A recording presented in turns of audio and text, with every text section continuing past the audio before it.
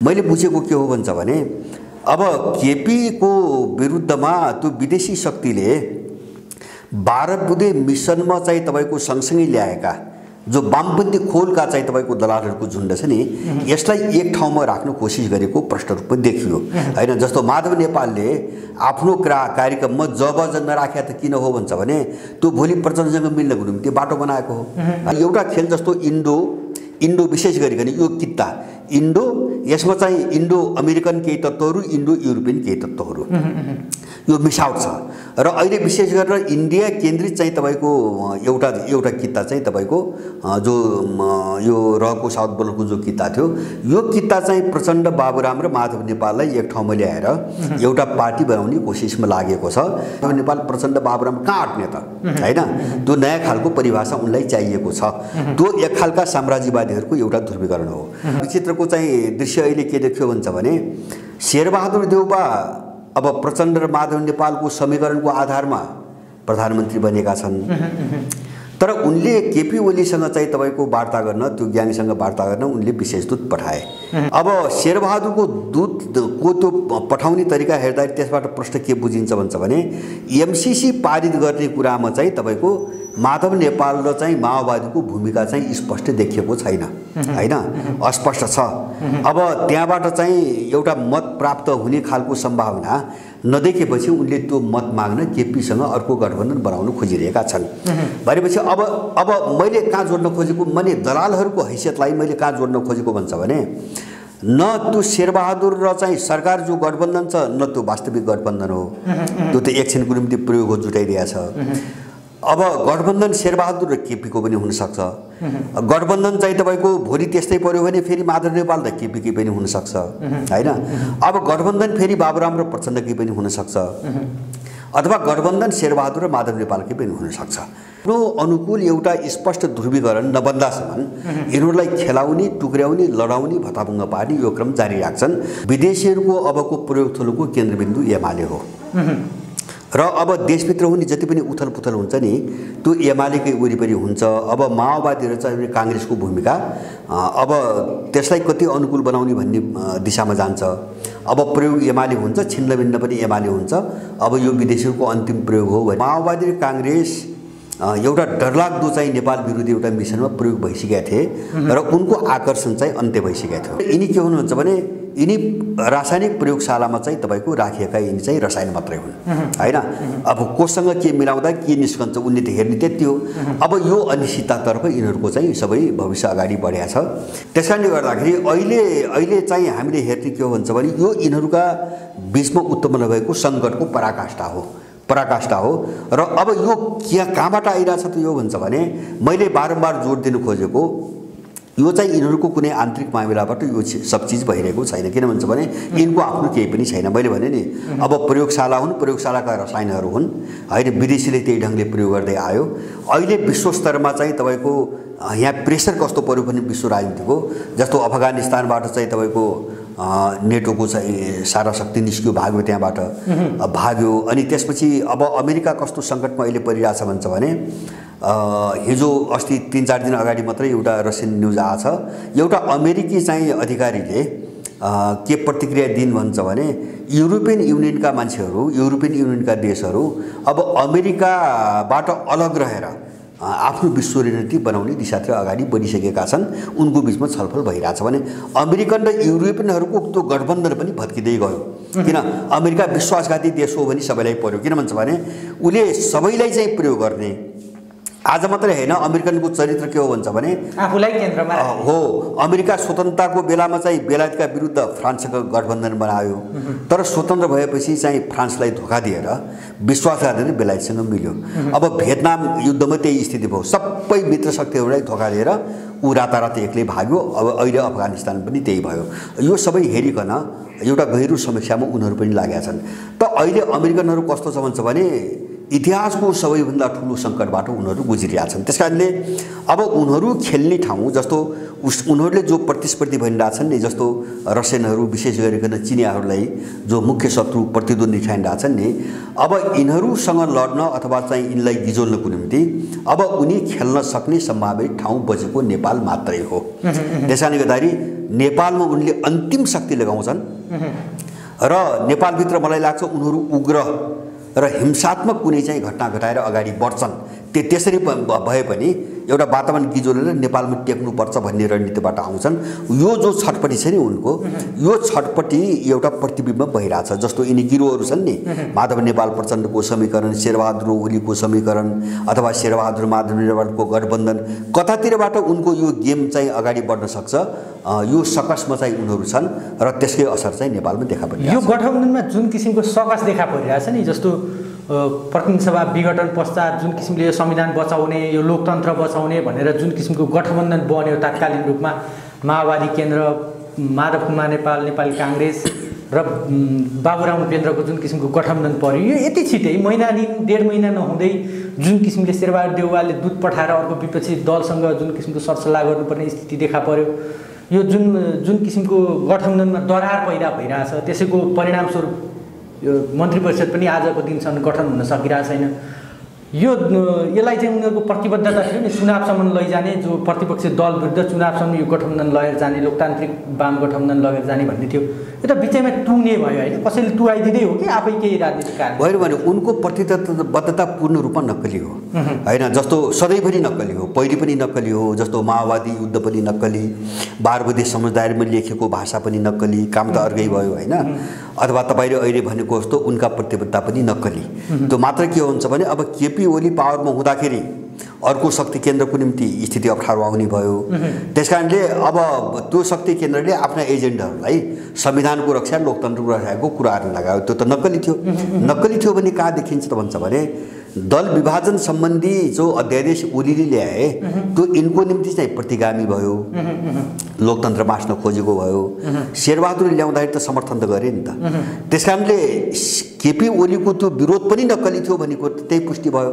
त्यसकारणले यिनको कुरो चाहिँ न संविधानको रक्षा गर्ने हो, न व्यवस्थाको रक्षा गर्ने हो, अथवा चाहिँ न चाहिँ तपाईँको अब प्रतिगामी कि अग्रगामी भन्ने बहस हो होइन। त्यो देखाउने कुराहरू भए, यिनी प्रयोग भइरहेका छन्। त्यसकारणले गर्दाखेरि त्यो प्रयोग हुने दौरानमा जसलाई जे भूमिका चाहिँ दिइन्छ उनले खेल्ने त्यही मात्र हो। जस्तो पछिल्लो कालमा दलहरू फोर्ने भूमिकामा चाहिँ तपाईँको अब जस्तो प्रचण्ड, माधव नेपाल लगायतकालाई यो भूमिकामा बस्छ भने अनि आफैले थुकेको थुक चाटेर चाहिँ त्यही भूमिकामा बसे यिनीहरू। किन भन्छ भने त्यो गर्नु जरुरी थियो। जस्तो पार्टी फोड्नु जरुरी थियो, केपी ओलीबाट त्यो काम भएन, पार्टी फोड्नु जरुरी थियो। अब पार्टी फोडेर चाहिँ जस्तो महन्तको किता एकातिर छान्नु पर्यो, उपेन्द्रको किता छान्नु पर्यो, केपी ओली र माधव नेपाल छान्नु पर्यो, माधव नेपाल र चाहिँ तपाईँको प्रचण्ड छान्नु पर्यो, अथवा चाहिँ तपाईँको प्रचण्ड अब उपेन्द्र यादव के अरे चाहिँ बाबुरामलाई नजिक ल्याउनु पर्यो। अब यो सबै प्रयोगको निम्ति चाहिँ यिनले राखेका अडान हुने यिनी। अब यो चाहिँ तपाईँले भने जस्तो त्यो प्रतिबद्धता थोरै समयमा धर्म आएको भन्ने होइन। किन प्रतिबद्धता नभएपछि त अहिले बोलेको कुरो भोलि चाहिँ तपाईँको धर्म आउँछ, देखिन्छ, उनको वास्तविक कुरो त हुँदैन। मैले भने यो यिनीहरूको सङ्कट हो। मैले बुझेको यिनका बिचमा उत्पन्न भएको सङ्कट हो र यिनीहरू अत्यन्तै भयभीत चाहिँ हुँदै गएका छन् अहिले त्यो परिस्थिति। अझै यसलाई स्पष्ट पारौँ, जस्तो शेरबहादुर देउवाले अध्यादेश लिएर नेकपा एमाले राम्रोसँग विभाजन नहुने बेलासम्म त्यो सरकार बने पनि त्यो सरकारले हरेकचोटि संसदको फेस गर्नुपर्ने बेलामा एउटा विश्वासको मत प्राप्त गर्नुपर्ने, हरेक स्टेपमा विश्वासको मत प्राप्त गर्नुपर्ने थियो। जस्तो नीति नियमहरू ल्याउँदा त पारित गर्नुपर्ने स्थिति त्यो थिएन दल पास नहुँदाखेरि। तर जति बेला अध्यादेश ल्याएर दल माधव कुमारको दल चाहिँ आधिकारिक रूपमा गठन भइसक्यो, त्यो सँगसँगै यो गठबन्धन पनि स्ट्रङ बनाएको थियो, सामान्यतया एउटा स्ट्रङ बनिरहेको थियो। त्यो बन्ने क्षणमै त्यसपछि विपक्षी दलको नेतासँग एउटा दूत पठाएर शेरबहादुर देउवाले त्यो जुन किसिमको हात फैलाउनु हो, यो चाहिँ के को आवश्यकता पर्यो? खास सरकार त स्ट्रङ बनिसकेको थियो। मैले भने त्यो आवश्यकता अरू के होइन, त्यो एमसिसी हो। जस्तो पहिले पनि एमसी मैले अघि नै भने नि, जस्तो अहिले माधव नेपालको समूह र पुष्पकमलको समूह एमसिसी पारित गर्ने तपाईँको सामर्थ्यमा छैन। यद्यपि यिनीहरूको चाहिँ छ, आफ्नो यिनको कुरो छ, तर एमसिसी पारित गर्ने कुरा गर्ने बित्तिकै यिनको पार्टी पनि रहँदैन होइन। भित्र चाहिँ तपाईँको समस्या त्यो छ होइन। जस्तो तल्लो पङ्क्ति चाहिँ उनको जो पार्टी भन्छन् नि, त्यो पार्टीको तल्लो पङ्क्ति चाहिँ एमसिसी पारित गरेर यिनलाई साथ दिने हालतमा छैन होइन। हो त्यो त शेरबहादुरले बुझे, त्यो बुझेर नै उनले नीति तथा कार्यक्रममा चाहिँ एमसिसीको कुरो नराख्या हो होइन। किन त्यहाँबाट हुने भएन।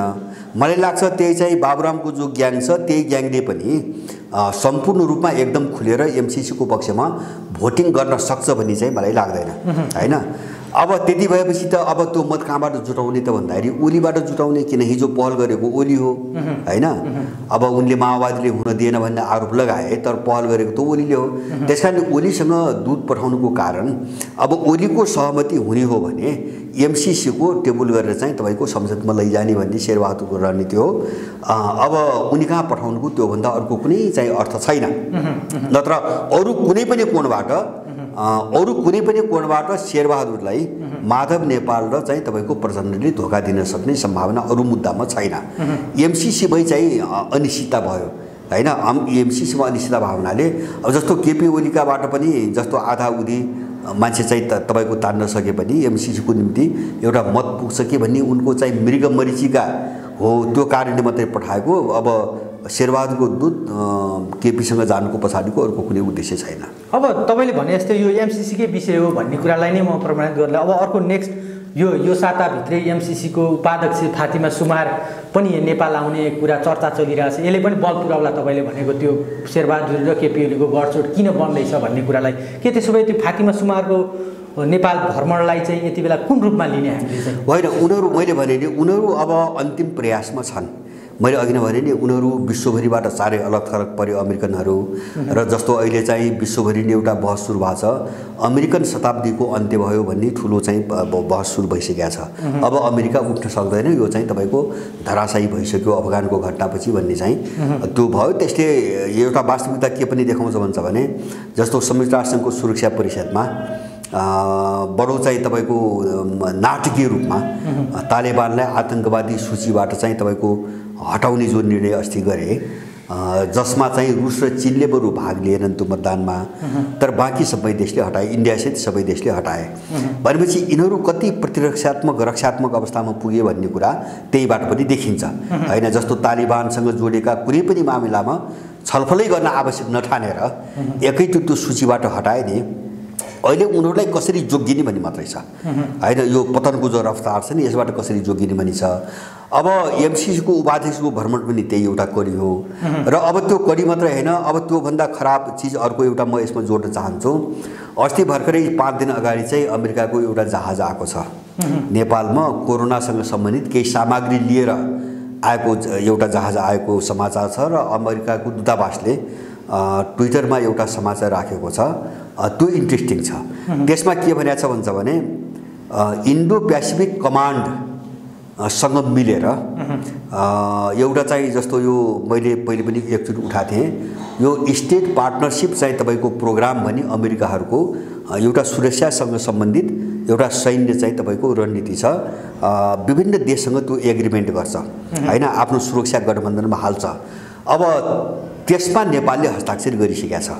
अहिलेसम्म त्यो जानकारी यिनीहरूले दिएका छैनन्, सेना पनि बोलेको छैन र चाहिँ त्यसमा हस्ताक्षर गरिसकेका छ। मैले उनका वेबसाइटहरू सबै हेरेँ, नेपाल सदस्य भनेर त्यहाँ देखाएको छ। एसियाका 8-10वटा देशहरू त्यसको सदस्य छन्, त्यसमा नेपाल पनि छ। त्यो सम्झौता भइसकेको रहेछ र उसको तत्त्वावधानमा आएको हो त्यो जहाजमा कोरोनाको नाममा त्यो सामग्री भनेको छ है। अब त्यो चाहिँ जस्तो स्टेट पार्टनरसिप चाहिँ प्रोग्राम को जो युनिट हो नि अमेरिकन जो सैन्य युनिट हो उसले पठाएको, किन नेपाल पनि पार्टनर भयो नि, नेपालले त्योसँग सम्झौता गरे हुनाले नेपाल पनि पार्टनर भयो। त्यो पार्टनरको हिसाबले उसले सहयोग पठाएको विथ इन्डो पेसिफिक कमान्ड भनेको छ, इन्डो पेसिफिक कमान्डसँग मिलेर भनेको छ। अब अलिकति यो पाटो खतरनाक भावनाले म केही कुराहरू अब जो उनको वेबसाइटमा देखियो म 1-2टा कुरा राखिदिन्छु। जस्तो त्यो चाहिँ के अरे चाहिँ स्टेट पार्टनरसिप प्रोग्राम भन्ने जो अमेरिकनहरूको छ होइन, एउटा सुरक्षा निकाय बनाएको छ, त्यसले के भन्छ भने यो SPP state partnership programme the National Guard conduct military to military engagement in support of defence security goal भन्छ होइन। सुरक्षा चाहिँ लक्ष्यहरूलाई हासिल गर्नको निम्ति अब यो चाहिँ सैन्य इकाइहरूका बिचको एउटा चाहिँ सहमतिबाट चाहिँ काम गर्नको निम्ति हुने सम्झौता हो भनेर भन्यो। अब यो सम्झौता म नेपाल सामेल भइसकेको छ। यहाँको सेनाले जति लुकाउन खोजे पनि र यहाँको सरकारले जति खुलाउन गए पनि उनीहरूले यो सबै खोलिरहेका छन्। भनेपछि नेपाल असंलग्न परराष्ट्र नीतिबाट अमेरिकन पोलमा चाहिँ सामरिक रूपमा चाहिँ सामेल भइसकेको छ हैन। नेपाल भन्नाले दलालहरू सामेल भइसकेका छन्, यहाँको सेना पनि सामेल भइसकेका छ। अब एउटा त उनीहरूले सेक्युरिटी गोल भने आफ्नो सुरक्षा लक्ष्य हासिल गर्नुको निम्ति यो प्रोग्राम चाहिँ अगाडि बढाएको हो। यसको सदस्य नेपाल पनि छ भने र उनले के अरू अब के अरे मैले भने नि अमेरिकन दूतावासको चाहिँ तपाईँको ट्विटरमा विथ युएस इन्डो पेसिफिक कमान्डसँग मिलेर चाहिँ पठाएको यो सामान पठाएको भने र उनको अर्को वेबसाइटले के भन्छ भने by law the mission of the SSP is एसएसपीको त्यो चाहिँ प्रोग्रामको मिसन के हो भन्छ भने to support the security cooperation objectives, सुरक्षा चाहिँ तपाईँको सहकारीका उद्देश्यहरू प्राप्त गर्थे भनेपछि अमेरिकन चाहिँ तपाईँको जो सुरक्षा स्वार्थ हो नि त्यो सुरक्षा स्वार्थलाई कसरी अगाडि बढाउने भन्ने उद्देश्यले उनीहरूले बनाएको। उनले 1991 बनाएको। पहिले उनले सोभियत संघ विघटन भएपछि बाल्टिक गणराज्यहरूलाई चाहिँ त्यसमा सामेल गरेर यिनले त्यहाँबाट सुरु गरे, जस्तो इस्टोनिया, लिथुआनिया अथवा चाहिँ लाटभियालाई सामेल गरेर सुरु गरे। अहिले धेरै देशहरूसँग यो एग्रिमेन्ट यिनीहरूले गरेका छन्, जसमध्ये एमसिसीको प्रसङ्ग आइसकेपछि तपाईँको नेपाल पनि त्यसमा जोडियो। र मैले चाहिँ जस्तो हामीले बारम्बार हामीले एमसिसीको कुरा गर्दाखेरि हामीले के भनिरहेका छौँ भन्छ भने अमेरिकन सेना कहाँबाट आउँछ, यहाँ धेरै दलालहरूले त्यो भ्रम छर्न खोजे। एउटा पाटो त एमसिसीसँग भएको सम्झौतामै त्यस्तो खालको कुनै स्वतन्त्र सम्झौता गर्ने, स्वायत्त रूपमा सम्झौता गर्ने त्यो अधिकार एमसिसीलाई दिएको छ। त्यही अधिकार प्रयोग गरे पनि उसले कसैसँग भोलि सम्झौता गर्न सक्छ, एउटा पाटो। दोस्रो कुरो, यो स्टेट पार्टनरसिप एग्रिमेन्ट भनेर अमेरिकन सेनासँग यहाँको सरकारले सम्झौता गरिसकेका छ हैन। अब यो कोणबाट पनि ऊ आउन सक्ने भयो, सम्झौता भइसकेको छ र यहाँको सेना पनि त्यसमा संलग्न भइरहेछ हैन। अमेरिकन सेनासँग संलग्न भएर अहिले चाहिँ असंलग्न परराष्ट्र नीतिका विरुद्ध चीन र चाहिँ रुसका विरुद्धमा यिनीहरू मुभ गरिसकेका छन्, यो सबै देखिरहेछ। र अब तेस्रो चिज के हो भन्छ भने मैले पहिले पनि उठाएको थिएँ एमसिसीको प्रसङ्गमा अर्को एउटा सोफा एग्रिमेन्ट छ हैन, जस्तो अब त्यो लजिस्टिक सम्बन्धी हैन, जस्तो युद्धजन्य जति सामग्रीहरूको आपूर्ति हुन्छ नि त्यो आपूर्ति सम्बन्धी सबै कामको निम्ति गर्ने हुन्छ, यो सबै चिजले बाँधेको छ। त्यसकारणले नेपाल कहाँ गयो त भन्छ भने मैले भन्न खोजेको एमसिसी जस्तो यत्रो सम्झौता त उनीहरूले गराइसकेका छ भित्रबाट हैन, त्यो त आम नेपालले थाहा त भएर हैन, 2-4 जना एजेन्टहरू पक्रे उनले गरे, जस्तो इन्डो पेसिफिकमा चाहिँ हस्ताक्षर गराए प्रदीप गेवाललाई लगेर हैन, जस्तो स्टेट पार्टनरसिप एग्रिमेन्टमा हस्ताक्षर गराए ईश्वर गेवाललाई, त्यही ईश्वर पोखरेललाई, त्यही ओली ग्याङको वरिपरि छन्, ठुला राष्ट्रवादी कुरा गर्छन्। अब तपाईँको यता शेरबहादुरको जो प्रयत्न हेर्नुहुन्छ हैन त्यही केन्द्रित छ। अब प्रचण्डको चाहिँ भित्री मनसाय त्यही केन्द्रित छ भनेपछि बाहिर चाहिँ तपाईँको छुट्टै छुट्टै मुखौटा देखाएर यो पुरै अपराधी जमात एउटै विषयमा लागिरहेछ हैन। कसरी नेपाल विरुद्ध चाहिँ तपाईँको विदेशीलाई चाहिँ नेपालभित्र हुल्ने भन्ने त्यो मिसनमा यो सबैतिरका ज्ञानका मान्छेहरू त सामेल छन्। त्यसकारणले अब स्थिति नेपालको अहिले के हो हामीले भनिरहेछ भने हामीले चाहेर पनि नचाहेर पनि है एकदम आदर्शवादी भएर बडो सरल ढङ्गले पनि देश बुझ्नु हुँदैन, स्थिति एकदम जटिल भइसकेको छ। हामीले हेर्ने के भन्छ भने नेपाल एउटा चाहिँ ठुलो उथलपुथलको चरणमा प्रवेश गरिसकेको छ। यसबाट जति पन्छन खोजे पनि अब सम्भव छैन। उथलपुथल होला, भोलि त्यो ठुलो एउटा आन्दोलनको रूपमा पनि हुनसक्छ, त्यो ठुलो चाहिँ के अरे हत्या हिंसाका रूपमा पनि हुनसक्छ। जस्तो उनीहरूले यति गराइसकेपछि अन्तिम प्रयास त गर्छन् नि त। अब यो प्रयास कहाँ गर्छन् भन्छ भने जस्तो इन्डियनहरू समेत कहाँ लागिरहेछन् अहिले अमेरिकनसँग मिलेर भन्छ भने तपाईँको 2018 मा इन्डियाको चाहिँ गुप्तचर निकायले एउटा रिपोर्ट चाहिँ तपाईँको सार्वजनिक गरेको थियो। त्यसमा के भनेको थियो भन्छ भने नेपालमा चाहिँ तपाईँको जो मुजाहिद्दिन छन् नि इन्डियामा सेल्टर लिएर बसेका अब आइएसआई लगायत हैन, जस्तो लस्कर ए तोयबा भन्छन् उनीहरू, अब तराईका मुस्लिमहरूका केही मद्रसालाई ठुलो होहल्लाको विषय बनाएर हैन नेपालभित्र चाहिँ यिनीहरूको आक्रमणको खतरा एकदमै बढी छ भनेर उनीहरूले चाहिँ तपाईँको के गरे भन्छ भने एउटा रिपोर्ट बाहिर ल्याए। सुन्नुहोस् है, यो साह्रै खतरनाक छ, ल्याए। त्यसपछि चाहिँ तपाईँको त्यसको 1 वर्ष त्यसको केही समयपछि चीनको प्रतिक्रिया आयो हैन, चीनको प्रतिक्रिया आयो। तपाईँको के अरे चाहिँ चिनिया राष्ट्रपति आएर यहाँ जो बोले नि हैन, यहाँ चीन विरोधी कुनै गतिविधि भयो भने त्यसको हड्डी पनि चाहिँ तपाईँको भेटिने छैन भन्ने आजको जो बोले त्यो उनी बोलिसकेपछि अनि 2019 को रिपोर्टमा त्यो कुरो फेरि छैन। 18 मा चाहिँ नेपालमा आतंकवादी आक्रमणको चाहिँ रिपोर्ट जारी गरेर सनसनी मचाए र अब कोशी ब्यारेजमा आक्रमणको योजना छ भन्दै इन्डियनहरू यहाँ घुस्न खोजे, प्रयास गरे हैन। अब त्यसको पछाडि अमेरिकन छ। तर चिनिया राष्ट्रपतिले धम्की दिइसकेपछि अनि अर्को सालको रिपोर्टमा त्यत्रो चाहिँ तपाईको आतंक चाहिँ देखाएर ल्याएको रिपोर्टमा अब त्यो विषयमा केही पनि छैन। तर बीचमा अमेरिकाले चाहिँ त्यो एउटा सेल्टर ल्याएको त्यो पोइन्ट बन्न सक्छ भनेर अमेरिकाले एउटा रिपोर्ट निकालेको थियो। हो, निकालेको थियो। अनि त्यसपछिको है 1900 अलि पछिको जो चिनिया राष्ट्रपति आइसकेपछिको रिपोर्टमा त्यो कुरो छैन। भनेपछि अमेरिकन पनि दुई पटक बोले, नेपालमा चाहिँ तपाईको आतंकवादीहरूको आक्रमणको खतरा छ भनेर अमेरिकन पनि दुई पटक बोले। माने यिनी सबै यो गृह कार्य गरेर बसेका छन्। अब यहाँ हामी चाहिँ इन्डियनहरूको भूमिका जस्तो यहाँ अलिकति सबै नेपाली सचेत हुनुपर्ने कहाँ छ भन्छ भने केही मान्छेहरू हामीले त सबै कोणबाट हेर्नु पर्यो देशको निम्ति। अब यहाँ र आरएसएस एमसीसी भनेर अब बाहिर मात्रै चाहिँ तपाईको हामीलाई चाहिँ एकहोरो कतै डाइभर्ट गरेर अर्को कोणबाट यिनीहरू खेल्न खोजेको देखिन्छ। जस्तो त्यो भनेको अहिले नेपालमा एउटा धर्मको नाममा आरएसएस सेन्टरबाट नेपालमाथि कुनै चाहिँ गडबडी गर्ने यिनको योजना अगाडि बढेको म देख्छु।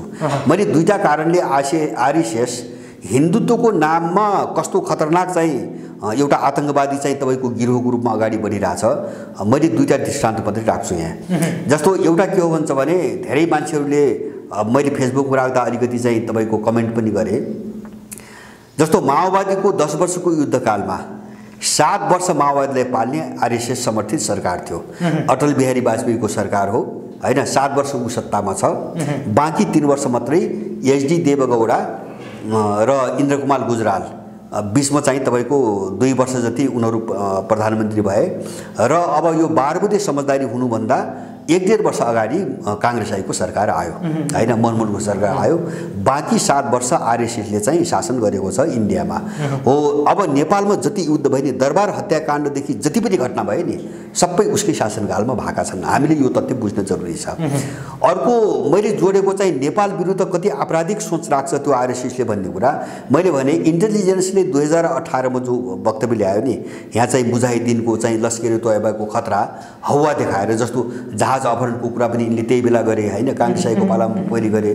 अब यो आतंक फैलाएर नेपालमाथि कुनै चाहिँ तपाईको विध्वंसात्मक गतिविधि गर्ने यो चाहिँ तपाईको मिश्रमा चाहिँ तपाईको आरएसएस र चाहिँ तपाईको सीआईको सेन्टर लागिरहेछ अहिले लागिरहेछ र त्यसको निम्ति त्यसलाई ओझेल पार्न, त्यो अपराधिक चाहिँ मिसनलाई ओझेल पार्नको निम्ति यिनले हिन्दुत्वको नाममा नेपाली सेन्टिमेन्टसँग खेल्न खोजिरहेछन्। हिन्दुत्वको नाममा चाहिँ यहाँ त्यो सेन्टिमेन्ट प्रयोग गर्ने र एउटा जनमत आफ्नो पक्षमा पार्ने, भित्रबाट नेपाल विरुद्ध अपराधिक क्रियाकलाप अगाडि बढाउने सम्पूर्ण योजनामा आरएसएस अहिले लागि परेको छ। हामी यो पाटोमा एकदमै सजग हुन जरुरी छ, एकदमै सजग हुन जरुरी छ। अब त्यसकारणले गर्दाखेरि जस्तो अहिले त्यो फातिमा जो आउँदैछ एमसीसीको उपाध्यक्ष भन्ने आएको छ बाहिर, अब उनीहरूको मलाई लाग्छ त्यो उनीहरूको अब अन्तिम प्रयास हो। सायद मलाई लाग्छ उनीहरूले धेरै गरे, जस्तो शेरबहादुर पनि अब अन्तिम विकल्प हो। मलाई लाग्दैन यस पछाडि अब यिनको यो प्रयास अर्को ढंगले अगाडि बढ्न सक्ला। यही अन्तिम प्रयासमा पास हुन सक्ने हो। जस्तो शेरबहादुर अन्तिम प्रयास सबभन्दा भरपर्दो पनि भयो। जस्तो अन्तिम प्रयास मैले के भन्छ भने शेरबहादुरको घर भनेको त सिधै सीआईको अड्डा हो हैन। आरजू राणा भनेपछि अब त्यो शेरबहादुरको घर होइन कि अहिलेको सरकार पनि आरजू राणाकै सरकार हो। म त्यसरी बुझ्छु, किन जब सीआईएले तपाईको निर्माण गरेको केपीबाट काम हुन नसक्ने देखेपछि अब उनकै पहलमा त्यो बनेपछि त्यो चाहिँ आरजू राणाकै सरकार हो। त्यो शेरबहादुरले चलाउने होइन, आरजू राणाले चलाउने हो। उनले त्यो हेरिकन चाहिँ तपाईको अन्तिम प्रयास गरिरहेका छन् है अहिले हैन। किन नेपालमा सबैभन्दा भरपर्दो हैन आफ्नो मान्छेको हातमा सरकार छ, सत्ता छ, त्यसकारणले उनले अन्तिम प्रयास गर्ने हो। मलाई लाग्छ यतिको भरपर्दो चाहिँ सरकार अब सीआईएको निम्ति बन्दैन, अमेरिकाको निम्ति बन्दैन होला। अब तुलनात्मक नजिक त धेरै छन्, अरू पनि छन्, जस्तो केपी ओलीहरू छन्, माधव नेपालीहरू छन्, प्रचण्डहरू छन्, बाबुरामहरू छन्। बाबुराम पनि इन्डो सीआई सेन्टरको मान्छेहरू हुन्। यस्ता चाहिँ क्रिमिनल त झुन्ड धेरै छ, तर उनको एकदम आफ्नो मान्छेको सरकार भनेको अहिले छ। यो प्रयास उनको सफल भएन भने उनीहरू एउटा फर्किने मानसिकताबाट यहाँ ठुलो विध्वंस गराउने खतरा छ, एकदमै ठुलो विध्वंस गराउने खतरा छ। यसप्रति हामी एकदमै सजग हुनुपर्ने। उनको अन्तिम विकल्पको रूपमा भ्रमण हुन लागेको अहिले त्यो दबावको स्वरूप के दबाव हुन सक्छ। अब दबाव धम्की सबै प्रयोग हुन्छ। दबाव मात्रै होइन कि जस्तो चाहिँ तपाईको आयो नि त, यहाँ चाहिँ अमेरिकनहरूले के एक्सपोज गरे अहिले भन्छ भने, मैले अस्ति जहाज आएको कुरो हो नि, उनले के एक्सपोज गरे भन्छ भने सेनासँग, सेना नेपालको सेना पनि हाम्रो एउटा चाहिँ युनिट हो हैन। जस्तो चाहिँ स्टेट पार्टनरसिप चाहिँ प्रोग्राममा हस्ताक्षर गरेर त्यहाँ सामेल भइसकेपछि त यहाँको सेना पनि त अमेरिकन नै एउटा युनिटको रूपमा काम गर्ने भयो अब हैन। सम्झौतामा बस्दासम्म काम गर्ने भयो, त्यो उनले एउटा खोले। र अर्को के पनि खोले भन्छ भने स्टेट पार्टनरसिप एग्रिमेन्ट जो भएको छ नि, स्टेट पार्टनरसिप प्रोग्राम अन्तर्गत जो एग्रिमेन्ट भएको छ यो इन्डो पेसिफिक कमान्ड अन्तर्गत हो भन्ने देखाउनको निम्ति उनले के भने तलबाट त्यो ट्विटरमा विथ इन्डो पेसिफिक कमान्ड हैन। अब उसँग को साझेदारीमा उसँग सहित हैन अहिले चाहिँ जस्तो एसपीपी छ नि स्टेट पार्टनरसिप चाहिँ तपाईँको प्रोग्राम अन्तर्गत को यो सहयोग चाहिँ के हो भन्छ भने इन्डो पेसिफिक कमान्डसँग सहितको एउटा चाहिँ पहलबाट गरिएको सहयोग हो भनेपछि उनीहरूले एक्सपोज गरे। मैले भन्न खोजेको अब त्यो एमसीसीको उपाध्यक्ष आउनुभन्दा अगाडि अमेरिकनहरूले के एक्सपोज गरे भन्छ भने नेपालको अहिलेको सरकार यिनी दलाल र नेपालको सेना हैन हाम्रो एउटा अभिन्न अंग हो, हाम्रो सेक्युरिटी रणनीतिको अंग हो। यो सम्झौता भइसकेको छ, त्यसैले तिमीले जसरी पनि पास गर्नुपर्छ। किन सम्झौता त भएको छ हैन। अब सम्झौता त सबै भएको छ, त्यसकारणले सम्झौता भएको हिसाबले इन्कार गर्न मिल्दैन। त्यो दबाब दिनको निम्ति यिनले ट्विटरमा सबै कुरो राखे र उसलाई चाहिँ तपाईको एमसीसी उपाध्यक्ष पठाउँदैछन्। मैले यो सबै हेरिकन यिनको यो एक्सरसाइज हेरिकन मैले यो अब उनको अन्तिम प्रयास हो भन्ने मैले भनेको। तर मेरो विश्वास के छ भने यिनीहरू नेपालबाट भाग्नै पर्छ, यिनीहरू भाग्छन्, यिनीहरू सफल हुँदैनन्। किन भन्छ भने किन सफल हुँदैनन् भन्छ भने जस्तो यहाँको दलालको पनि मैले कुरो गरेँ, त्यही शेरबहादुर त्यही आर्जु भित्रभित्र चाहिँ उही चाहिँ तपाईको कामलाभित्र चाहिँ थुतुनु लुकाएर हैन भित्र बकबक गर्न त सजिलो हुन्छ, तर बाहिरको जो जोखिम हो नि अब यो अगाडि बढ्दा जो जोखिम हो नि उनीहरूले पछिल्लो पटक चाहिँ अहिले चाहिँ अफगानिस्तान हेरे हुन्छ हैन। जस्तो सालेह लगायत चाहिँ जस्तो अहिले पञ्जशीरमा बेग्लै हारगुहार गरिरहेछन् उनीहरू। तालिबानले घेराबन्दी गरेर जो आक्रमण गर्यो हारगुहार गरिरहेछन्। हिजो 20 वर्षसम्म तिनीलाई चाहिँ कठपुतली बनाएर त्यत्रो रक्तपात मताए। अब अहिले चाहिँ आफूलाई चाहिँ फाइदा नहुने भएपछि हार गुहारमा छन्, कसैले सुन्दैन। बरु भयो के हुन्छ भने बेलायती तालिबानसँग सहकारी गर्छौँ भन्छ, अमेरिकाले आतंकवादी लिस्टबाट हटाउन मतदान गर्छ, सुरक्षा परिषदमा गर्छ, अनि सीआईएको प्रमुख आएर चाहिँ त्यो बरादरसँग चाहिँ तपाईको गोप्य मिटिङ गर्छ भनेपछि सबैलाई सडकमा उतार्नु पारेर फ्याङ्थे। त्यो हालत त यिनको त आउँछ भोलि, त्यो त बुझिहाछन् हैन। उनले त प्रयोग गर्ने, आफूले नसक्ने भएपछि लगेर सडकमा मिल्काइदिने हो। त्यसपछि यिनको जिन्दगी कहाँ पुग्छ भने त्यो अनुमान यिनलाई छ। बस अड्केको त्यतिले मात्रै हो, अड्केको त्यतिले मात्रै हो। त्यसकारणले यिनको खेल कहाँ छ भन्छ भने एउटाले अर्कोलाई मुछेर हैन, यसमा एउटाले अर्कोलाई मुछेर अमेरिकन सेना आउने वातावरण बनाउन सकिन्छ भने अगाडि बढ्ने। जस्तो माधव नेपाल, प्रचण्ड, केपी, शेरबहादुर, बाबुराम सबैको यो। तर अब यो भित्रबाट चाहिँ कुनै एउटा विपक्षी जस्तो भएर उभिदिने र अब त्यो स्थिति आयो भने अर्कोले जोखिम नमोल्ने। अब यहाँबाट अर्कोले जोखिम नमोल्ने। मैले तपाईँलाई सानो एउटा उदाहरण अथवा एउटा उदाहरण पनि प्रस्तुत गर्न चाहन्छु। जस्तो नेपालमा एमसीसीको विरुद्ध जुन किसिमको सङ्गठित असङ्गठित जुन किसिमको शक्ति छ, त्यो शक्तिले नै एउटा राष्ट्रिय टेलिभिजनमा बनेको विज्ञापन, त्यहाँबाट त्यो पनि एउटा सानो उदाहरण हो नि त नेपालको एमसीसी विरुद्ध कति जनमत छ भन्ने। राष्ट्रिय टेलिभिजनमा बनेको एउटा विज्ञापन चाहिँ 2 दिनको दिन हटाउनु पर्ने स्थिति आयो। आज कुनै पनि दलहरूले चाहिँ एमसीसी पास गर्छौँ भनेर बाहिर सार्वजनिक स्थलमा आएर बोल्न सक्ने स्थिति छैन। त्यही त्यो भन्ने नेपालमा भएको जुन किसिमको जनमत छ एमसीसी विरुद्ध सङ्गठित असङ्गठित जुन किसिमको जनमत छ, फातिमा नेपाल प्रवेश गर्दाखेरिका यी जति पनि सङ्गठित असङ्गठित सञ्जालीय एउटा जनमत छ त्यसलाई चाहिँ कसरी कुन रूपमा प्रयोग गर्ने। जसरी एउटा टेलिभिजनले एमसीसीको पक्षमा विज्ञापन गर्दा जसरी नेपाली जनताहरू उत्रे त्यसलाई बाध्य बनाउनु भयो, त्यस्तै केही एउटा कार्यक्रमहरू तपाईँहरू पनि यो एमसीसीको निकै लामो समयदेखि विरोध गर्दै आउनु भएको छ, केही त्यस्ता कार्यक्रमहरू केही छन्?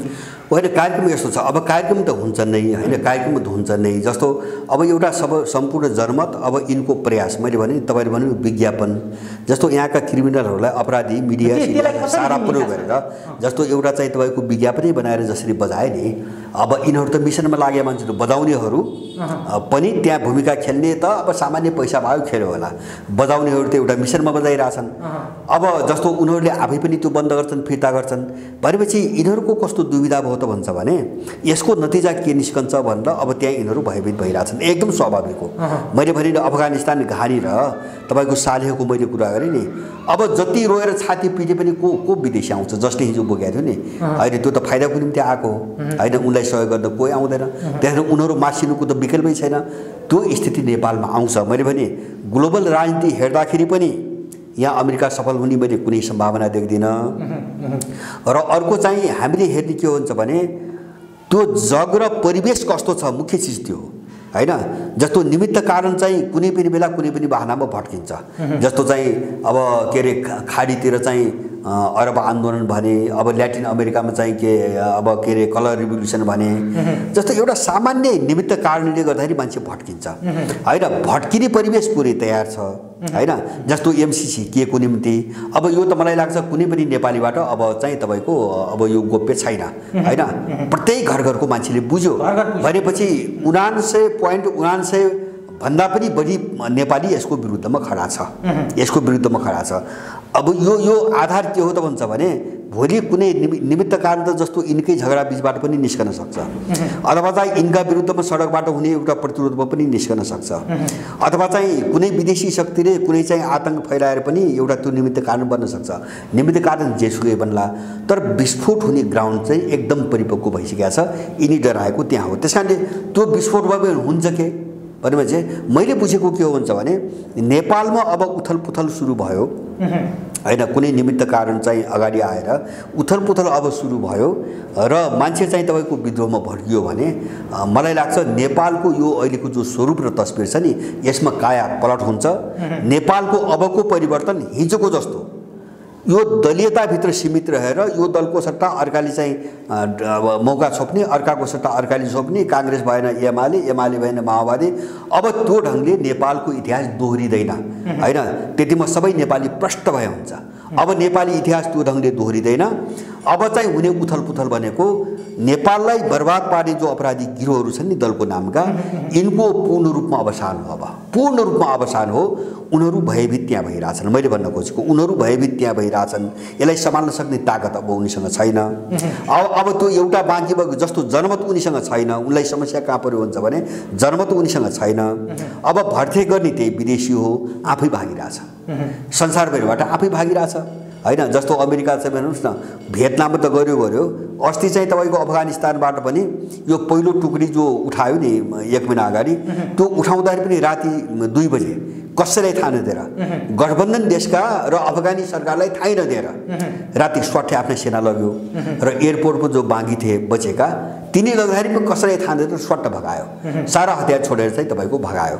भनेपछि अब यिनलाई बोक्ने शक्तिको हालत त त्यो छ भने अब यिनीहरू सुरक्षित कहीँबाट पनि भएनन्। न उनलाई चलाउने शक्तिबाट सुरक्षित हुने स्थिति छ, न यहाँ आफ्नो ताकतको भरमा सुरक्षित हुन सक्ने स्थिति छ। हो, यो चुनौतीले गर्दाखेरि यिनीहरू अत्यन्तै ठुलो असमञ्जसतामा पसेका छन्। तर यिनको विनाश हुन्छ, यिनको पूर्ण रूपमा पतन हुन्छ। अब देश चाहिँ यिनको चाहिँ तपाईँको उस्तेर फर्कन्न, यसमा चाहिँ अब हामीले कल्पना गर्न हुँदैन। अब म तपाईसँग दुईवटा प्रश्नमा छोटो छोटो टिप्पणी ल्याउँछु। जस्तो हिजो मात्रै सरकारले चीनसँगको सीमा विवादको विषयमा धेरै समाचारहरू निकै पहिलादेखि आउने गर्थे। हामीसँग भारतसँग पनि निकै ठुलो सीमा विवाद छ। विवाद मात्रै होइन, नेपालको भूमि नै भारतले कब्जा जमाएर बसेको स्थिति छ। कालापानीको हामी नक्सा जारी गऱ्यौँ तर लिन सकिरहेको स्थिति छैन। तर सरकारले त्यो दिशा कालापानीमा मिचिएको भूभागसहित जो नक्सा हामीले छाप्यौँ त्यो नक्सा लिने कुरामा वार्ता यताउति गर्ने त कुनै त्यस्तो छाँटकाट आसन देखिरहेको छ यो सरकार बनेको स्थितिमा। तर अर्को एउटा प्रसङ्ग चाहिँ सरकारले के बनायो भने हिजो चीनसँगको सीमा विवादलाई देखाएर एउटा समिति सरकारले जुन किसिमको चीनसँगको सीमा विवादको छानबिन गर्ने समिति सरकार मन्त्री परिषदले गठन गरेको छ हिजो मात्रै, यसलाई चाहिँ कुन रूपमा पनि हाम्रो त्यत्रो ठुलो सीमा विवाद छ चीनसँग जो सल्झाउनै नसकिने, हाम्रो मन्त्री परिषदले चाहिँ सीमा विवादको छानबिन समिति गठन गर्नुपर्ने स्थिति नै हो चीनसँग पनि होइन। यस्तो जस्तो काङ्ग्रेसका केही मान्छेहरू एउटा मिसनमा लागेका छन्। जस्तो यो जीवनशाही भन्ने सांसददेखि लिएर अनि काङ्ग्रेसले चाहिँ तपाईँको यो संसदमै सङ्कल्प प्रस्ताव राख्यो नि सीमा चीनले अतिक्रमण गर्यो भनेर, काङ्ग्रेस एउटा मिसनमै छ, सिआइएको मिसनमै छ। अब हामीले पाएको जानकारी, हामीले त जस्तो यहाँको सरकार आधिकारिक के बोल्छ भन्ने हो, ओलीको पालामा यो सबै खण्डन भएको छ। चीनसँग हाम्रो सीमा विवादै छैन, यो झुट्टा प्रचार हो भनेर केपी ओलीको पालामा खण्डनै भएको छ। परराष्ट्र मन्त्रीले वक्तव्य निकालेको छ। चिनिया सरकारले पनि नेपालसँग सीमा सम्बन्धी कुनै विवाद छैन भनेर वक्तव्य निकालेको छ हैन।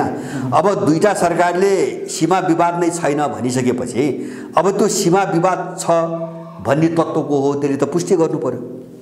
छ भने पनि त्यसले प्रामाणिक रूपमा पुष्टि गर्नु सरकारले छानबिन समिति नै गठन हो छानबिन समिति गठन गर्नुको मैले भने नि जस्तो जीवन साईहरू त पहिलेदेखि लगाएको छ नि त काङ्ग्रेसले छानबिन समिति बनाउनुको कारण के हो भन्छ भने अहिले सिआइए र आरएसएसले चीन विरुद्ध एउटा माहौल नेपालमा खडा गर्ने हिसाबले त्यो माहौल कसरी बनाउने भन्ने हिसाबले यिनको रणनीति अगाडि बढेको छ बस खेल त्यति मात्र हो अरू केही पनि होइन जस्तो चीनसँग सीमा विवाद छ हैन जस्तो पोहोर पराएर पनि चाहिँ चीनमा चाहिँ नेपालका चाहिँ केही 1 दर्जन जति केटीहरू लगेर बेस्याबिटी गराउँछन् भनेर यहाँ जुलुस लगाउने चिनिया झन्डा जलाउने काम भयो नि हैन जबरजस्ती विवादमा ल्याउने गरे 13 जना केटीको त्यो पनि अप्रमाणित कुरा गरेर चाहिँ तपाईको जुलुस गरे चिनिया झन्डा जलाए जबकि यिनी अपराधी गिरोहले दिल्लीमा मात्रै चाहिँ तपाईको 1 लाख भन्दा बढी नेपाली केटीले गरे बेचेको हैन यिनको निम्ति चाहिँ तपाईको समाचार हुँदैन बम्बईमा कति छन् दिल्लीमा कति छन् लखनऊमा कति छन् त्यो यिनको चासोको कुरा भएन अब चीनमा 12 जना छन् भने यिनको चासोको कुरा भयो हैन त्यो एउटा मिसनको रणनीति हो अहिले पनि सीमा सम्बन्धी अध्ययन गर्ने जो देउवाले बनाछ त्यो मैले अघि पनि भने त्यो सिधै चाहिँ आरजु राणाबाट गाइडेड हो र अब चीनसँगको एउटा विवाद छ भनेर कसरी देखाउने र अब त्यसलाई अलिकति चाहिँ उछाल्न पाइयो भने अनि मान्छेको दिमाग डाइभर्ट गरेर एमसीसी कसरी अगाडि बढ्नु बस उनको खेल त्यति हो त्योभन्दा बढी केही पनि छैन अब यो यस्तो प्रयास गर्छन् उनीहरूले यस्तो अरू पनि गर्लान् अरू केही प्रयास पनि गर्लान् हैन जस्तो विज्ञापनमा बजाए एमसीसी को पक्षमा बजाए अब अहिले तपाईले भने जस्तो हिजो समिति ल्याए हैन भोलि अर्को कुरो ल्याउलान् यसबाट केही भएन भने उनले गर्ने भनेको एउटा चाहिँ के रे चाहिँ बम आक्रमण हो अथवा कसैको हत्याहरू हुन् त्यहाँबाट डाइभर्ट कोसिस गर्ने मैले भने नि अन्तिम प्रयास उनीहरू गर्छन् तर मैले भने निष्कर्ष हामीले बुझ्ने के हुन्छ भने यिनीहरू कहीँ पनि सफल हुँदैनन् जस्तो अस्ति चाहिँ एउटा चाहिँ गजबको एउटा चाहिँ तपाईको अब विस्तृत रूपमा कुनै दिन कुरा गरौँला पोम्पियो पहिले चाहिँ सीआईए को डाइरेक्टर थियो जो ट्रम्पको जो विदेश मन्त्री थियो माइक पोम्पियो सीआईए को डाइरेक्टर थियो उनी पहिले अब उनले त्यो डाइरेक्टर पद छोडेपछि उनले भनेका छन् के त्यो उनी भने हामीले धेरै झुट बोल्यौं धेरै अपराध गर्यौं धेरै गल्ती गर्यौं हैन अब धेरैलाई फसायौं आदि इत्यादि धेरै कुरो उनी बोलेका छन् अनि चाहिँ तपाईको अब उनी त्यही बोलिसकेपछि त्यही आसपासमा पुटिनको एउटा चाहिँ तपाईको भनाइ आछ जस्तो पुटिनको भनाइलाई त चाहिँ यहाँको चाहिँ तपाईको दलाल सडक छाप मान्छे बोले जस्तो सोच त भएन उनले के भनेका छन् भन्दाखेरि संसारमा जति पनि आतंकवादी हमला भइराछन् नि त्यसको 95% चाहिँ तपाईको अर्गनाइज गर्ने चाहिँ सीआईए हो 95% आतंकवादी जो आक्रमण संसारभरि भइराछन् नि त्यो सबै आयोजना गर्ने प्रायोजित रूपमा चाहिँ गर्ने चाहिँ सीआईए हो मान्छेलाई यो यसमा भ्रम रहनुहुन्न सबै सूचना हामीसँग छ र सीआईए ले न अमेरिकन जनताको निम्ति काम गर्छ त्यसले एउटा स्पेशल अपराधिक गिरोह जो कुलीनहरुको धनाढ्यहरुको एउटा गिरोह हुन्छ नि उसको निम्ति उसले काम गर्ने हो र अब संसार सीआईए ले अपराधिक घटना नघट्ने हो भने संसारमा आतंकवादै छैन उनले त्यो भनेछ सामान्य देशभित्रका चाहिँ केही झगडा मामिला द्वन्द्व बाहेक संसारमा आतंकवादै छैन यसको स्रोत चाहिँ सीआईए हो हैन उनी आफै पनि केजीबी को प्रमुख हुन् उनले नबुझ्या त होइन जस्तो सोभियत संघको पालामा त पुतिन त त्यहाँको इन्टेलिजेन्सको चाहिँ तपाईको राष्ट्रिय प्रमुख थिए हैन राष्ट्रिय प्रमुख थिए उनले चाहिँ सीआईए नबुझ्ने कुरा त भएन भनेपछि यो सब खेल सब दुनियाले बुझेको छ हैन यो सबै बुझिसकेपछि उनी जो अप्ठ्यारोमा परे नि अब त्यसबाट बचाउको त्यो पनि यो भूराजनीतिमा अब चीनको वरिपरिको जो जियो पोलिटिक्स छ त्यो जियो पोलिटिक्समा नेपाल अन्तिम गन्तव्य हो मलाई लाग्छ ताइवानमा पनि उनीहरू सफल हुँदैनन् हैन ताइवान पनि सेलाएर जान्छ जस्तो उइगुरसँग खोले तालिबान कब्जामा आएपछि चाहिँ तपाईँ तालिबान र चाहिँ चीनको सम्बन्ध चाहिँ अगाडि बढेपछि यिनीहरू त्यहाँ पनि असफल भए अब उनको अन्तिम कोसिस नेपाल हो मलाई लाग्छ यो भयो भने नेपालमा पनि यिनीहरू चाहिँ भागे भने इनको इन्डो पेसिफिक भनेर जो चाहिँ रणनीति बनाए यिनले यो टोटली असफल हुन्छ यो फेल हुन्छ यसले त्यसपछि कामै गर्दैन अब त्यही दिशामा अमेरिकनहरु गइराछन् अहिले अन्तिम एउटा प्रसंग महाकाली नदीमा जुन किसिमले ट्विन प्रकरण आयो सरकारले एउटा गृह मन्त्रालयले छानबिन समिति पनि गठन गर्यो अस्ति मात्रै एउटा छानबिन समितिले भारतीय एसएसबीकै दोषी प्रमाण छ भनेर जुन किसिमको एउटा प्रतिवेदन पनि गर्यो सरकारले त त्यो प्रतिवेदन सार्वजनिक गर्न पनि 10 दिन 12 दिन समय दिएको 1 महिना झन्डै लाग्यो तर जुन किसिमको प्रतिवेदन आयो सरकारले त्यसलाई कार्यान्वयन गर्ने भारतसँग कुनै त्यस्तो औपचारिक कूटनीतिक तह मार्फत कुराकानी गर्ने कुनै चेष्टा नगरिकन यसलाई थामथुम गर्ने प्रयास गरिरहेको छ। यसलाई चाहिँ त्रिभुवन पार्टीले विशेष गरी भरत दाहालले कुन रूपमा हेरिराख्नु भएको छ? सरकारको यस्तो मैले बुझेँ, मैले जस्तो आम नेपाली, मैले त धेरै पहिलेदेखि भन्दै आएको, आम नेपालीले बुझ्ने के हुन्छ भने हामी जनस्तरमा आफै नउड्दासम्म हामीले समानान्तर चाहिँ तपाईँको एउटा चाहिँ लड्ने शक्ति हैन। अब यो देशमा यो सेनाको पनि विश्वास नगरे हुन्छ है, देश सिद्धिन्छ। अब यो सबै घटनाक्रम मैले अघि नै भने नि, यहाँसम्म आउँदाखेरि सेनाको पनि भर गरेर अब देश जोगिँदैन। अब दलहरू त दल भइगए, यिनी एकदम पेशेवर अपराधीहरू हुन्। हामी आफै उठ्नु र राज्यको समानान्तर सम्पूर्ण तयारी गरेर अगाडि बढ्नुको विकल्प हामीसँग छैन। जस्तो दार्चुलाको घटना पनि त्यही हो, त्यो हुँदैन पनि थाहा थियो हैन। जस्तो देश विरुद्ध चाहिँ त्यही चाहिँ तपाईँको इन्डियन सत्ता र त्यही सिआइएसँग मिलेर यत्रो अपराध गरिरहेको छ यिनीहरू, अनि त्यसले चाहिँ जयसिंह धामीको पक्षमा न्याय दिन्छ भनेर त्यो साह्रै कमजोर मानसिकता भएकाले आश गर्ने कुरा थियो। उनले जे रिपोर्ट ल्याए त्यसलाई चाहिँ लम्ब्याउने र निर्मला केस जस्तो बिस्तारै शिथिल बनाउने खेल मात्रै हो जस्तो भाषा आयो नि। हाम्रो त्यो प्रत्यक्षदर्शी छन्, बयान दिएका छन्, नेपालीहरू छन्, सारा भनेका छन् भन्दा भन्दै पनि अब इन्डियन पुलिस त उपस्थित त थियो, तर उसको संलग्नता हो कि होइन छानबिन गर्नुपर्छ भनेपछि अब त छानबिनमा जाने भयो होइन। वर्षौँ जान्छ, निर्मला जस्तो हुन्छ यो है, निर्मला बनाउने खेल हो यो, वर्षौँ जान्छ। त्यो भने नगर्ने हो। अब नगर्ने हो भन्ने कुरो कहाँ प्रश्न थियो त भन्छ भने नेपालले त्यति पनि बुझेन। जब चाहिँ बिजेपीको एउटा नेता बोलाएर जब चाहिँ आरजु देउवाले उसको हातमा राखी बाँधिने विजय चौथवाले हो त्यो नै अब यो घटना अगाडि बढ्दैन भन्ने कुराको सङ्केत त्यो पर्याप्त थियो हैन। अब त्यसपछि नै हामीले बुझ्नुपर्ने थियो, भयो त्यही। त्यस कारण यसलाई थामथुम पार्ने कोसिस हो। अब उनले दुईवटा खेल, एउटा चाहिँ यसलाई चाहिँ फेरि छानबिन गर्नुपर्ने भयो भनेर लम्ब्याउने र यसलाई शिथिल बनाएर डिसमिस गर्ने, र दोस्रो चाहिँ क्षतिपूर्ति र पैसाको कुरो गरेर परिवारहरूको मुख बन्द गर्ने। किन नेपाली गरिब छन्, पैसा भनेपछि मानिहाल्छन् भन्ने छ, यिनीहरूको मानिहाल्छन् भन्ने छ, उठ्नुको विकल्प छैन। मेरो अनुरोध त हो अब देशभरि जागौँ, भौतिक रूपमा आफै लड्नुपर्छ, हामी आफै लड्नुपर्छ। अब देशको यस्तो परिस्थिति हेरेर हामीले भन्न हिचकिचाउनु पनि हुँदैन। हामीलाई आफ्नो सेनाको पनि आवश्यकता परिसक्यो हैन। जस्तो चाहिँ विभिन्न देशमा जो यो दिशातिर गए उनीहरूले देश बजाए हैन, जसले यो बुझेन उनीहरूले देश गुमाए हैन। जस्तो यही तालिबानै पछिल्लो उदाहरण हो। अब तालिबानको सिद्धान्त मूल्य मान्यता के हो, त्यो हामीसँग सरोकार छैन अहिले। त उनीहरू लड्ने आँट गरे, उनीहरू सेना बनाउने आँट गरे, न त अफगानिस्तान बच्यो, न त अफगानिस्तान कहाँ जान्थ्यो, कसैले के अनुमान गर्न सक्थ्यो हैन। 7 लाख विदेशी फौज थियो एकपटक त्यहाँ हैन। 30 वटा चाहिँ नेटोका सदस्य राष्ट्रहरूको सेना आएर 7 लाख सेना आएर कत्रो वितण्ड मचायो, कत्रो मान्छे मार्यो, 2 लाख मान्छे मारे। अफगानिस्तान त कहाँ जान्थ्यो। त्यस कारणले नागरिकले प्रतिरोधको चाहिँ तपाईँ मानसिकता नबनाइकन देश बढ्दैन, संसारको इतिहास कहीँ पनि छैन। हामी त्यही बाटोमै जानुपर्छ। र दार्चुलाको घटनामा पनि त्यहाँका त्यो जिल्लाका सबै नेपालीहरूलाई मेरो अनुरोध छ, सङ्गठित हुनुहोस्। मैले त बारम्बार भनेको छु, हामी पनि साथमा छौँ। मान्छे साथमा जोड्दै जान्छन्। त्यसको प्रतिकारको निम्ति जस्तो इन्डियाबाट हुने यो मात्र होइन, कहिले इन्डियन पुलिस अछाम पुगेर मान्छे पक्रिरहेछ, कहिले काठमाडौँ आएर मान्छे पक्रिरहेछ हैन, कहिले चाहिँ गोविन्द गौतमको हत्या भयो, त्यो पनि यस्तै चाहिँ तपाईँको गराए। यो अपराधी तत्त्वबाट नेपाली न्याय पाउँदैन। त्यस कारणले त्यो इन्डियन चाहिँ तपाईँको तत्त्व र यहाँको जो तत्त्व नि यसलाई एउटै चिहान बनाउने सङ्कल्प लिइरहेछौँ। हामीले यस्ता समस्या झेलिरहेछौँ, यिनलाई एउटै चिहानमा पुर्नुपर्छ। त्यसको निम्ति लड्ने र आवश्यक पर्यो भने एउटा आफ्नै फौज बनाउने बाटोतिर हामी लाग्नै पर्छ। अब लडाइँको नेपालको सङ्कट थियो मैले भन्नु खोजेँ हैन। हामी सजिलो ढङ्गले सोचौँ अरूप्रति यिनै अपराधी जो सत्तामा बसिरहेछन् नि, अब यिनैको आश गरेर बस्यौँ भने स्थिति बिग्रिँदै जान्छ। हामी उठ्नै नसक्ने गरी ढल्यौँ भने न हामी गर्न सक्छौँ न यिनीहरूले गर्छन्। त्यो समस्यामा हामी छौँ। यो परिस्थितिलाई नेपाली सिटिजनले बुझिदिनुपर्छ। यो जस्तो मैले पहिलेदेखि भन्दै आएको पहिलो एउटा पाटोबाट हेर्दाखेरि नेपालमा जो सङ्कट चाहिँ तपाईँको हामीले हेर्दै आयौँ, यो अब एउटा उत्कर्षमा एकदम चाहिँ गहिरो हुँदै गयो एउटा पाटोबाट। यसको दोस्रो पाटो के हो भन्छ भने यो सङ्कट गहिरो हुने भनेको जसले सङ्कट उत्पन्न गर्यो तिनी शक्तिहरू पनि गहिरो सङ्कटमा फस्दै गए र अहिले त्यो सङ्कटमा फस्दै गएपछि उनीहरूभित्र जो समस्या आयो त्यो समस्याको एउटा चक्रव्यूहमा उनीहरूमा फसेका छन्। जस्तो मैले बारम्बार भन्दै आएको छु, जस्तो यो केपी ओलीको सरकार ढल्यो, त्योभन्दा अगाडि माओवादी र एमाले जोडिए, केपीको सरकार ढल्यो। अब जस्तो एमसिसीमा चाहिँ माधव नेपाल पक्ष, प्रचण्ड पक्ष र शेरबहादुरको कुरो मिलिरहेको छैन।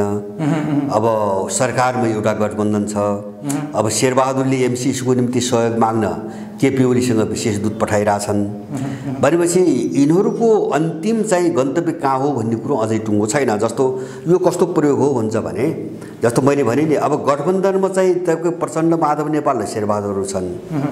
अब त्यो गठबन्धन पनि अनिश्चित छ अनि कुनै मुद्दामा चाहिँ केपी ओली र शेरबहादुर चाहिँ छलफल गरिरहेछन्।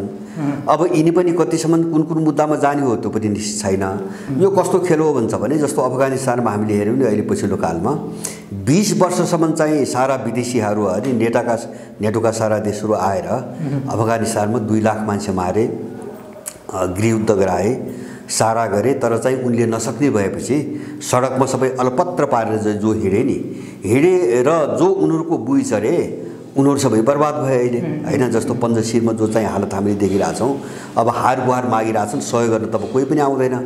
अब यिनको अवस्था त्यही हो अहिले। त्यसैले गर्दाखेरि अब यो ध्रुवीकरण कहाँ गएर टुङ्गिन्छ यसै भन्न सकिँदैन। तर चिज मैले पहिलेदेखि भन्दै आएको के हो भन्छ भने उनीहरूले आफ्नो अनुकूल एउटा स्पष्ट ध्रुवीकरण नबन्दासम्म यिनीहरूलाई खेलाउने, टुक्र्याउने, लडाउने, भताभुङ्ग पार्ने यो क्रम जारी राख्छन्। यो कस्तो भन्छ भने जस्तो तपाईँको फोहोरमा एउटा कुनै राम्रो चिजको चाहिँ तपाईँको खोजी हुन्छ नि, अथवा जस्तो बालुवामा सुन छान्ने चलन हुन्छ नि हाम्रो कहाँ हैन। अब यस्ता चाहिँ पुरै अन्यलग्रस्त जो चाहिँ सङ्गठन पार्टीहरू बने, विभिन्न प्रवृत्ति, विभिन्न लबीहरू जो हाबी भए नि, त्यहाँभित्रबाट आफ्नो अनुकूलका चाहिँ तपाईँको एजेन्टहरू, दलालहरू खोज्ने प्रक्रिया हो यो। यसले सबैलाई एक चरण विघटनमा लैजान्छ। त्यो काङ्ग्रेसदेखि लिएर सबै विघटनमा लग्छ भन्ने मैले भनेको थिएँ। त्यही हुँदै गएको छ र अन्तिममा त्यही बाटोतिर जान्छ। र मैले सुरुमा सायद चाहिँ 2-3 वर्ष अगाडि मैले भनेको थिएँ, धेरै मान्छेलाई याद होला, यो संविधान जारी भइसकेपछि हो, अझ 5-6 वर्ष अगाडि हो, मैले एउटा कुरा के भनेको छु भने अबको प्रयोग थलो जस्तो संविधान जारी भइसकेपछि विदेशीहरूको अबको प्रयोग थलोको केन्द्रबिन्दु एमाले हो र अब देशभित्र हुने जति पनि उथलपुथल हुन्छ नि त्यो एमालेकै वरिपरि हुन्छ। अब माओवादी र चाहिँ काङ्ग्रेसको भूमिका अब त्यसलाई कति अनुकूल बनाउने भन्ने दिशामा जान्छ। अब प्रयोग एमाले हुन्छ, छिन्नभिन्न पनि एमाले हुन्छ। अब यो विदेशीहरूको अन्तिम प्रयोग हो भनेर मैले सुरुमै भनेको थिएँ, नभन्दै त्यस्तै भयो। अब मैले किन भनेको थिएँ भन्छ भने जस्तो माओवादी र काङ्ग्रेस एउटा डरलाग्दो चाहिँ नेपाल विरोधी एउटा मिसनमा प्रयोग भइसकेका थिए र उनको आकर्षण चाहिँ अन्त्य भइसकेको थियो हैन, सकिएको थियो। जस्तो 10 वर्षसम्म माओवादीले यत्रो मान्छे चाहिँ शिकार बनायो विदेशीको निम्ति। अब उसले जस्तासुकै नारा दिए पनि मान्छेले विश्वास गर्ने स्थिति थिएन। अब काङ्ग्रेसले निजीकरणदेखि लिएर संस्थागत भ्रष्टाचारका सबै थालनले काङ्ग्रेसले गरेको हो, उसको छवि चाहिँ बदनाम भइसकेको थियो। अब सर्वसाधारणलाई खेलाउने चाहिँ अर्को पात्र उनले रिजर्भ राखेको एउटा पात्र एमाले बाँकी थियो हैन, एक्सपोज हुन बाँकी एमाले थियो। त्यसकारणले एमालेको वरिपरि खेल्ने बाहेक अर्को उनीसँग कुनै पनि बाटो थिएन। मैले त्यो भनेको थिएँ, भयो त्यही हैन। माओवादी जोडे, एउटा चाहिँ प्रयोग गरे, हेरे, त्यसले भएन, त्यसपछि उनलाई तोडे, अर्को प्रयोग गरे, त्यसबाट पनि भएन। अब एमाले तोडे, जस्तो माधव नेपाल चाहिँ तपाईँको चाहिँ ऊ भए हैन। अब त्यति मात्र होइन, त्यहाँ अर्को खेल के आयो भन्छ भने माधव नेपाल र केपी ओलीलाई जुटाउनुपर्छ भनेर जो पछिल्लो पटक लागे नि, उनको बुझ्ने हैसियत छ कि छैन उनको कुरा भयो। मैले बुझेको के हो भन्छ भने अब केपीको विरुद्धमा त्यो विदेशी शक्तिले 12 बुँदे मिसनमा चाहिँ तपाईँको सँगसँगै ल्याएका जो वामपन्थी खोलका चाहिँ तपाईँको दलालहरूको झुन्ड छ नि, यसलाई एक ठाउँमा राख्न कोसिस गरेको प्रष्ट रूपमा देखियो हैन। जस्तो माधव नेपालले आफ्नो कार्यक्रममा जबज नराख्या त किन हो भन्छ भने त्यो भोलि प्रचण्डसँग मिल्नको निम्ति बाटो बनाएको हो हैन। जस्तो जबज राखेपछि त भोलि विवाद हुन्छ, माओवादीले मान्दैन। विवाद जबजको विवादै त्यहाँ आएको हो। जस्तो माओवादीको नयाँ जनवाद राखिदियो भने तपाईको के अरे अब माधव नेपाल समूहले मान्दैन। त्यसकारणले यहाँ खेल एउटा खेल जस्तो इन्डो विशेष गरिकन यो किता इन्डो, यसमा चाहिँ इन्डो अमेरिकन केही तत्त्वहरू, इन्डो युरोपियन केही तत्त्वहरू यो मिसावट छ। र अहिले विशेष गरेर इन्डिया केन्द्रित चाहिँ तपाईँको एउटा किता चाहिँ तपाईँको जो यो रहको साउथ बलको जो किता थियो, यो किता चाहिँ प्रचण्ड, बाबुराम र माधव नेपाललाई एक ठाउँमा ल्याएर एउटा पार्टी बनाउने कोसिसमा लागेको छ। त्यसको निम्ति जस्तो बाबुरामले भनेको तपाईँहरूले पनि सुन्नुभयो, अब के अरे समाजवादको एउटा नयाँ व्याख्या गरेर हामी सबै एक ठाउँमा बस्ने एउटा चाहिँ वातावरणको खोजी गर्नुपर्छ भनेर उनले अब व्याख्या खोजिरहेछन्। जस्तो माधव नेपाल प्रचण्ड बाबुराम कहाँ अट्ने त होइन, त्यो नयाँ खालको परिभाषा उनलाई चाहिएको छ। त्यो एक खालका साम्राज्यवादीहरूको एउटा ध्रुवीकरण हो। अब अर्को चाहिँ एउटा विचित्रको चाहिँ दृश्य अहिले के देखियो भन्छ भने शेरबहादुर देउवा अब प्रचण्ड र माधव नेपालको समीकरणको आधारमा प्रधानमन्त्री बनेका छन्। तर उनले केपी ओलीसँग चाहिँ तपाईँको वार्ता गर्न, त्यो ग्याङसँग वार्ता गर्न उनले विशेष दूत पठाए होइन। मलाई लाग्छ ज्ञानेन्द्र कार्की गए। ज्ञानेन्द्र कार्की भनेको इन्डो प्यासिफिकमा हस्ताक्षर गर्ने मान्छे हो, देउपा मन्त्रीमण्डलको तर्फबाट। इन्डो प्यासिफिक भन्छु, एमसिसीमा हस्ताक्षर गर्ने मान्छे। अब शेरबहादुरको दूतको त्यो पठाउने तरिका हेर्दा त्यसबाट प्रश्न के बुझिन्छ भन्छ भने एमसिसी पारित गर्ने कुरामा चाहिँ तपाईँको माधव नेपाल र चाहिँ माओवादीको भूमिका चाहिँ स्पष्ट देखिएको छैन होइन, अस्पष्ट छ। अब त्यहाँबाट चाहिँ एउटा मत प्राप्त हुने खालको सम्भावना नदेखेपछि उनले त्यो मत माग्न केपीसँग अर्को गठबन्धन बनाउन खोजिरहेका छन्। भनेपछि अब मैले कहाँ जोड्न खोजेको, मैले दलालहरूको हैसियतलाई मैले कहाँ जोड्न खोजेको भन्छ भने न त्यो शेरबहादुर र चाहिँ सरकार जो गठबन्धन छ न त्यो वास्तविक गठबन्धन हो, त्यो त एकछिनको निम्ति प्रयोग हो जुटाइदिएछ। अब गठबन्धन शेरबहादुर र केपीको पनि हुनसक्छ। गठबन्धन चाहिँ तपाईँको भोलि त्यस्तै पर्यो भने फेरि माधव नेपाल र केपीकै पनि हुनसक्छ होइन। अब गठबन्धन फेरि बाबुराम र प्रचण्डकै पनि हुनसक्छ, अथवा गठबन्धन शेरबहादुर र माधव नेपालकै पनि हुनसक्छ होइन। किन भन्छ भने किन दलालको आफ्नो केही पनि हुँदैन, उसलाई चाहिँ एउटा भूमिका अनुसार उसलाई खेलाउने हो, रोल दिने हो। त्यो रोल चाहिँ बडो कम्प्लिकेटेड, हेर्दाखेरि एकदमै जटिल, मान्छेले नपत्याउँदो होइन, विश्वास नगर्ने खालको एउटा जो समीकरण बन्न खोजिरहेछन् नि, यहाँबाट हुन्छ कि त्यहाँबाट हुन्छ, यता र हुन्छ कि त्यहाँबाट। जस्तो नैतिकता, राजनीति, मूल्य, मान्यता भन्ने केही पनि देखिँदैन नि।